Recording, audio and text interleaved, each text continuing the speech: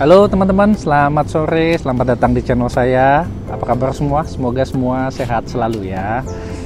Jadi kali ini saya akan membahas satu pertanyaan ya, mengenai kapan kita bisa hamil lagi setelah keguguran ya. Waktunya loh ya, jadi ini waktunya kapan kita bisa mencoba untuk hamil lagi. Ini untuk yang normal-normal saja ya, jadi bukan yang ada hubungannya dengan kalau keguguran sudah flag 2 minggu, 3 minggu, ataupun misalkan adanya kehamilan anggur gitu kan ya. Ini di luar itu. Jadi ini hanya untuk yang normal-normal saja ya, yang sudah bersih gitu kan.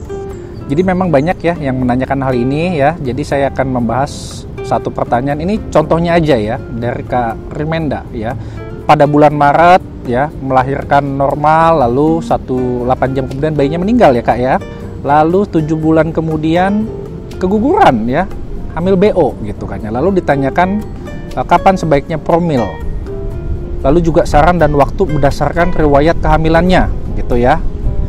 Lalu ada juga yang menanyakan apabila jarak kehamilannya terlalu dekat dok, jangan-jangan nanti bisa keguguran lagi gitu kan ya.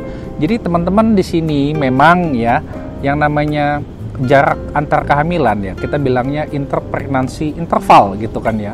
Bila semakin pendek itu memang ada yang membilang nanti akan jadi adverse outcome gitu ya, nggak begitu bagus ya. Ada yang menyebutkan bisa terjadi prematur ya, preterm birth atau spontaneous preterm birth. Ada juga yang menyebutkan small for gestational age ya, maksudnya kecil ya, sesuai dengan umur kehamilannya itu kecil gitu kan ya. Ataupun yang lain-lain itu banyak ya. Nah lalu di sini apakah ada jawaban pasti? Kapan dok saya bisa hamil kembali setelah terjadi keguguran ya? Di sini itu memang tidak ada jawaban secara definitif ya teman-teman ya, pastinya itu. Ada yang bilang menyebutkan 3 bulan, ada yang menyebutkan 6 bulan ya. Yang menyebutkan 3 bulan pun life birth-nya sama antara yang sebelum 3 bulan dan setelah 3 bulan. Yang 6 bulan pun sama gitu kan. Nah lalu kapan ini idealnya dok? Ya kan? Nah jadi di sini ada 2 hal yang bisa diperhatikan teman-teman. Yang pertama adalah masa recovery. Yang kedua adalah haidnya, ovulasinya ya, telurnya ya. Yang mengenai masa recovery ini, misalkan teman-teman baru keguguran setelah 9 minggu atau 8 minggu umur kehamilannya gitu kan ya, tanpa sengaja langsung hamil lagi gitu kan ya. Memang di sini itu recovery itu berpengaruh juga ya teman-teman ya.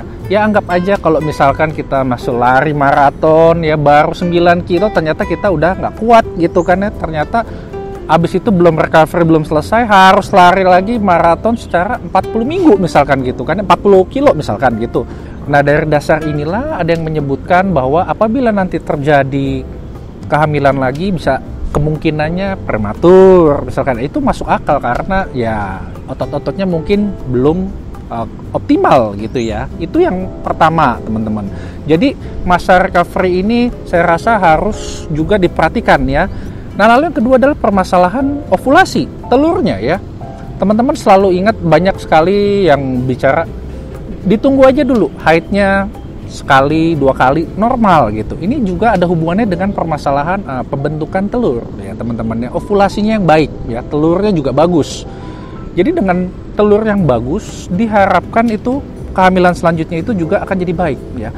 Teman-teman mesti ingat bahwa namanya telur ini itu selalu bisa bermasalah kalau misalkan pembentukannya itu tidak baik dari segi hormonal ya.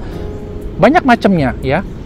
Misalkan teman-teman yang baru keguguran ya, lalu bulan depannya atau 1,5 bulan, dok ini saya flag ya, itu ini haid atau bukan ya, begitu. Apa jangan-jangan ini ovulasinya juga nggak bagus gitu, kok cuma flag aja.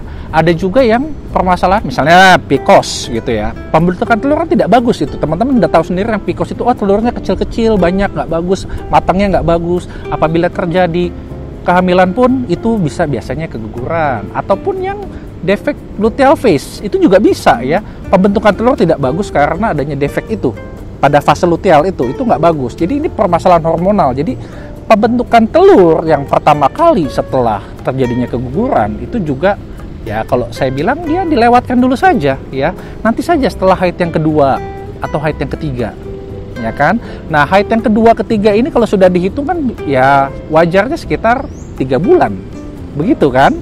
Jadi itu saya rasa 3 bulan ini waktu yang tepat. Nah lalu sekarang saya akan membahas dari yang Kak Rimenda. saran dan waktu melihat riwayat dari kehamilannya gitu kan ya. Sarannya bagaimana? Yang pertama ya Kak ya, akan saya bahas adalah kehamilan. Yang pertama itu saya rasa bukan masalah, karena yang kehamilan pertama itu kakak itu sudah bisa melahirkan ya, sampai normal, waktunya pun tepat waktu ya. Permasalahan nanti bayinya sehat ataupun meminum, itu lain cerita Kak. Itu bukan keguguran ya, itu sudah lewat jauh ya, dan itu tidak termasuk keguguran ya. Nah, lalu yang kedua tentang permasalahan BO ya Kak ya. Kita sudah tahu BO itu dari permasalahan genetik ataupun sel telur ataupun sel sperma gitu ya. Bisa terulang tapi sangat jarang ya Kak ya. Dari seluruh keguguran ya Kak ya, memang bisa 1% terjadi keguguran lagi. Tetapi biasanya penyebabnya itu berbeda Kak ya. Jadi belum tentu itu masalah BO lagi. Bisa saja itu permasalahan nanti adanya infeksi, misalkan infeksi tentang tokso gitu ya.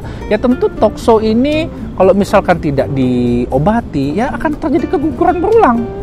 Ya kan Kak, ini nggak ada hubungannya dengan kapan 3 minggu kemudian atau 6 minggu kemudian. Selama itu infeksi masih ada, tentu masih akan bisa.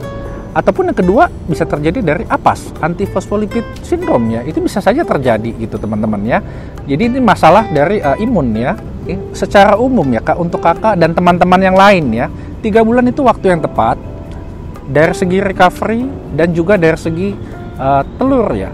Haid yang sudah kedua, ketiga itu saya rasa akan jadi lebih baik gitu Kak ya. Anginnya tiba-tiba gelap teman-teman. Jadi semoga kakak dan teman-teman yang lain bisa jelas ya. Untuk teman-teman yang baru bergabung, saya mengucapkan selamat datang. Semoga saya bisa menjawab pertanyaan teman-teman. Seperti biasa saya jawab selalu malam. Untuk teman-teman yang selalu mendukung saya mengucapkan banyak-banyak terima kasih. Semoga jawaban saya ini bisa memberi penjelasan. Akhir kata, saya Dr. Revena, saya mengucapkan banyak terima kasih. Anginnya!